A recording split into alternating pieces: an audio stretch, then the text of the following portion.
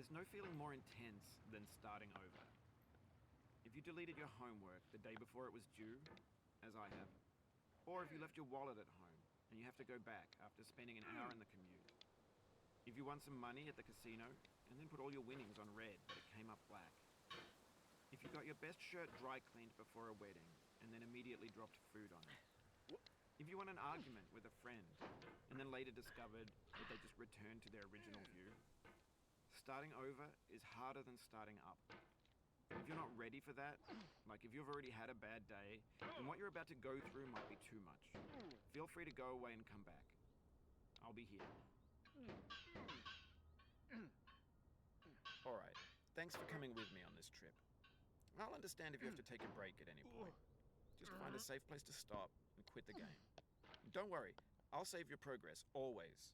Even your mistakes.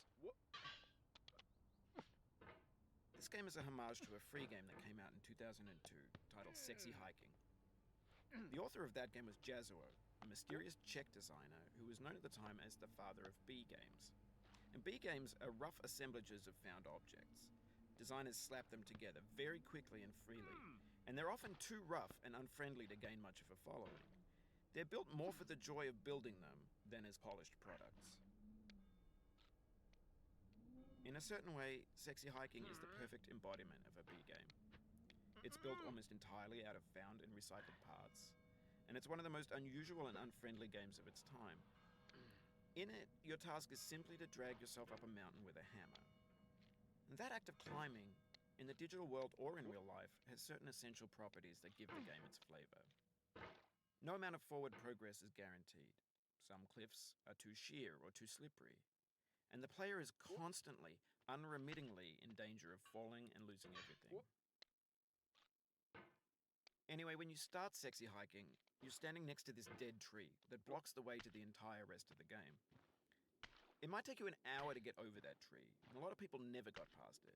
You prod and you poke at it, exploring the limits of your reach and your strength, trying to find a way up and over.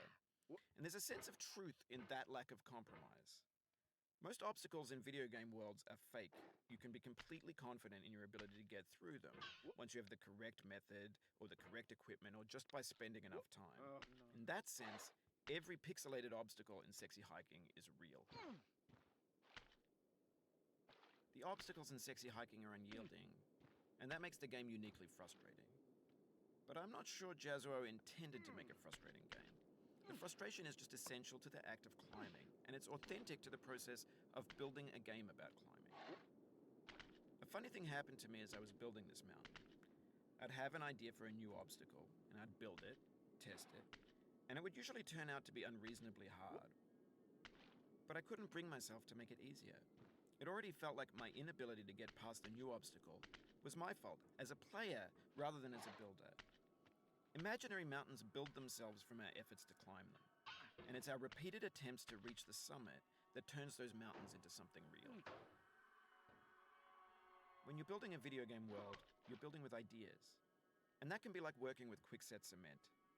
You mold your ideas into a certain shape that can be played with, and in the process of playing with them, they begin to harden and set until they're immutable, like rock.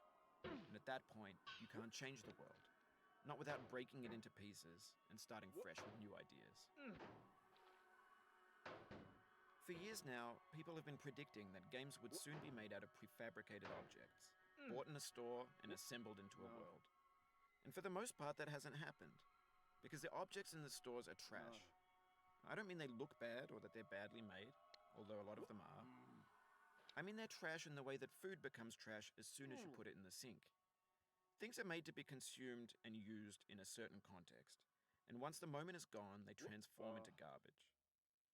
In the context of technology, those